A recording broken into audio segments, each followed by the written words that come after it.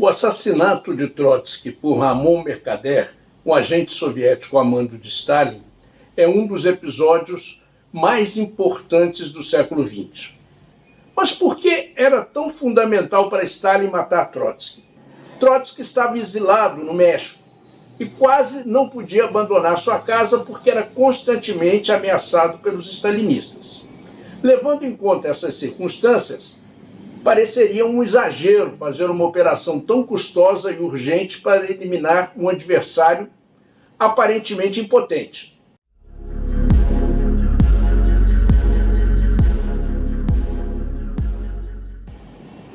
Mas Stalin sabia que essa aparência era enganosa. Trotsky ainda era uma referência para milhões de trabalhadores em todo o mundo.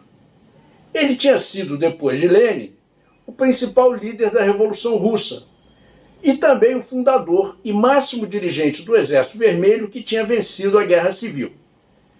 A memória da grandiosa revolução que levou os operários e camponeses ao poder ainda estava viva entre os trabalhadores de todo o mundo. E Trotsky era o último dos dirigentes da Revolução Russa que restava vivo, porque Stalin havia conseguido executar todos os outros. Trotsky tinha sido, desde o princípio, um opositor implacável da burocracia stalinista. Por que burocrático? Porque burocracia é controle. Então o Stalin vai controlar tudo, o Estado vai controlar tudo dentro da União Soviética. Claro, falar de burocracia é abrir brecha para a corrupção, né? Então o Estado soviético, um Estado bastante corrupto. A proximidade da Segunda Guerra Mundial dava um caráter urgente ao problema. Das war ein Befehl! Der Angriff Steiners war ein Befehl!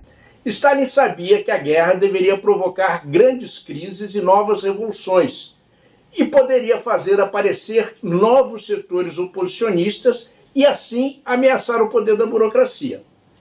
Nesse contexto da guerra e das suas consequências, Stalin temia que depois do conflito mundial, Trotsky e o trotskismo pudessem surgir para os trabalhadores como uma alternativa contra o stalinismo.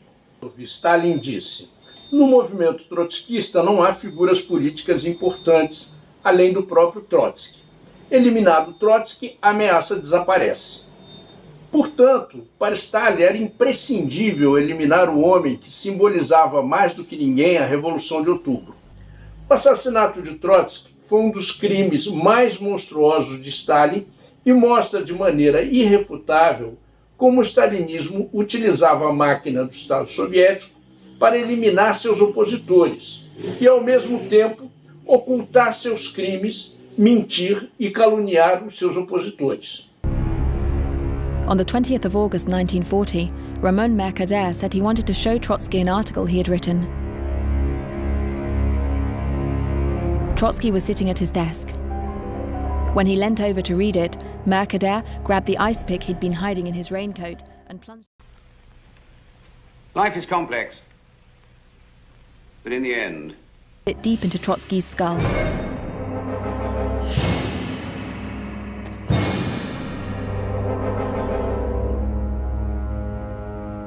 Then Esteban, Trotsky's grandson, who was 13 at the time, was coming home from school. Embedding the blade into his skull, his knee, and his shoulder. Picareta de alpinismo que ele levava escondido no casaco. Trotsky was immediately taken to hospital. He died from his wounds the following day. 300,000 people attended his funeral in Mexico. Before he died, he spoke the following words: "Tell our friends, I'm certain of the victory of the Fourth International."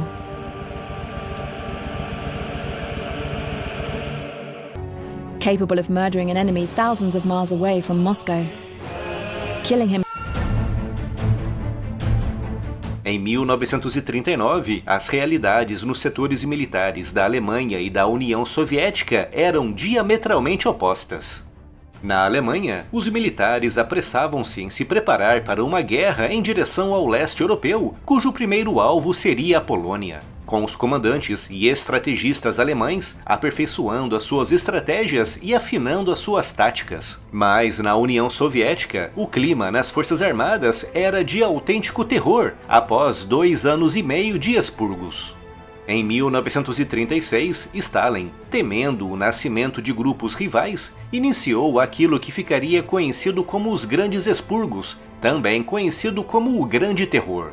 Entre 1936 e o final de 1938, Stalin mandou matar cerca de 700 mil pessoas, com centenas de milhares tendo sido aprisionados nos terríveis gulags. Os expurgos afetaram todos os setores, abrangendo políticos, líderes religiosos, juízes e principalmente militares. Dos 15 comandantes de exércitos, 13 foram expurgados. Dos 9 almirantes, 8 foram presos ou rebaixados. De um total de 186 comandantes de divisão, 154 foram atingidos pelos expurgos, dos quais quase 60% foram executados. E por isso, em 1939, as Forças Armadas Soviéticas não passavam de um grande reduto de oficiais e soldados altamente desconfiados e temerosos, com ninguém ousando atrair as atenções, temendo transformar-se em alvo para novos expurgos. A partir de julho e principalmente agosto de 1939, o mundo sabia que o objetivo de Hitler era a guerra no leste europeu, com os britânicos e franceses sabendo que a única forma de barrar Hitler em 1939 seria com o apoio ativo de Stalin. Mas a proposta que Londres e Paris fizeram para Moscou obrigava Stalin a ir para a guerra contra a Alemanha logo em 1939. Mas Stalin sabia que por culpa dele próprio e dos seus terríveis expurgos, as suas forças armadas, apesar de gigantescas, não estavam prontas para a guerra naquele ano. E por isso ele aceitou a proposta de Hitler, uma proposta que, além de não o obrigar a ir para a guerra em 1939, lhe oferecia a metade oriental da Polônia, partes da Romênia e carta branca para invadir e anexar os países bálticos, com Stalin e Hitler formalizando seu acordo através da assinatura do Pacto Molotov-Ribbentrop no dia 23 de agosto de 1939. Para Stalin, além de todos esses ganhos territoriais, outra grande vantagem foi ter conseguido tempo para avançar com a reconstrução das suas forças armadas, pois ele sabia que uma guerra contra a Alemanha era inevitável e que mais cedo ou mais tarde aconteceria.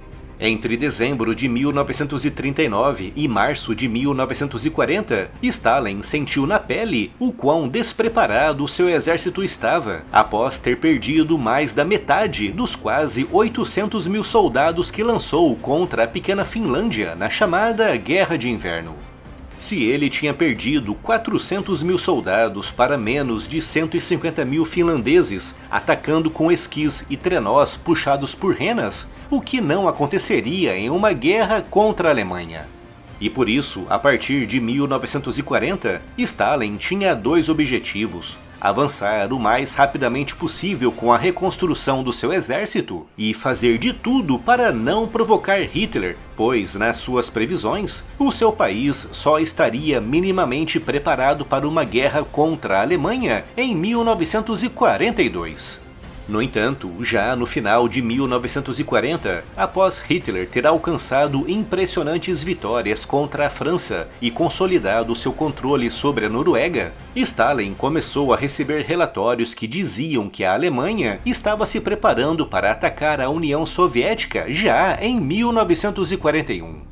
De acordo com relatórios históricos divulgados por Mikhail Gorbachev no final dos anos 80, no âmbito da sua política conhecida como Glasnost, ou Abertura, a partir de novembro de 1940, Stalin recebia relatórios praticamente diários de espiões e fontes ligadas à Alemanha, Itália e Japão, indicando claramente que o próximo alvo de Hitler era mesmo a União Soviética, e que esse ataque seria lançado no verão europeu de 1941, entre junho e no mais tardar agosto. Mas Stalin, que como referi, tinha como um dos seus objetivos principais não provocar Hitler, fazia de tudo para abafar esses relatórios. chegando muitas vezes a classificá-los como um plano do Reino Unido, na época sozinho na guerra contra a Alemanha, para tentar lançar a União Soviética também na guerra. Em abril, 2 meses e meio antes da invasão alemã, espiões soviéticos descobriram que Hitler tinha anunciado a algumas lideranças iugoslavas que a invasão alemã da União Soviética seria lançada na segunda quinzena de junho. Stalin recebeu esses relatórios, convocou os espiões para uma reunião no Kremlin e prendeu todos, acusando-os de conspiração e de serem espiões duplos britânicos. Poucas semanas depois, no final de maio de 1941, outro espião soviético, o alemão Richard Sorge, enviou um relatório dizendo que a Alemanha invadiria a União Soviética entre os dias 15 e 23 de junho. De acordo com o relatório histórico divulgado por Gorbachev no final dos anos 80, Stalin recebeu e leu o relatório de Richard Sorge, mas ignorou-o completamente. No dia 20 de junho, um dia antes da invasão alemã, Sorge enviou outro relatório para Stalin dizendo que Hitler atacaria nos dias seguintes, mas Stalin novamente ignorou. E paralelo a todos esses avisos dos espiões, os soviéticos também viam evidências no terreno, com os alemães posicionando no leste europeu quase 4 milhões de soldados. Era impossível esconder o transporte e a acomodação em acampamentos militares de quase 4 milhões de soldados, com os alemães realizando a partir de maio de 1941 violações praticamente diárias do espaço aéreo soviético em missões de observação e reconhecimento, com os militares soviéticos informando o Kremlin de cada um desses movimentos, com Stalin ignorando-os completamente. Mas por que Stalin ignorou todos esses alertas? Ele não era obviamente estúpido e sabia que a Alemanha atacaria o seu país em algum momento. Mas ele sabia, como ninguém, que esse ataque não poderia ocorrer antes de 1942, pois apanharia o Exército Vermelho ainda em fase de reconstrução após os seus terríveis expurgos. Por isso, Stalin se deixou envolver por um espírito de profunda negação, um comportamento psicológico perfeitamente conhecido, no qual uma pessoa decide inconscientemente ignorar sinais claros que contradizem aquilo no qual ela acredita, pois ele sabia que o seu exército não estava pronto para lutar em 1941. Como a União Soviética era uma ditadura e como os terríveis expurgos já tinham mostrado a todos que ninguém poderia contradizer o ditador, ninguém, nem no exército e nem no serviço secreto soviético, tentou efetivamente mostrar a realidade nua e crua a Stalin, com historiadores mostrando que frequentemente os relatórios dos espiões nem eram entregues, com os assessores de Stalin temendo a reação do ditador. O resultado desse descaso foram quase 2 milhões de baixas soviéticas nos primeiros 6 meses de invasão, e tropas alemãs a menos de 30 quilômetros da Praça Vermelha, em Moscou.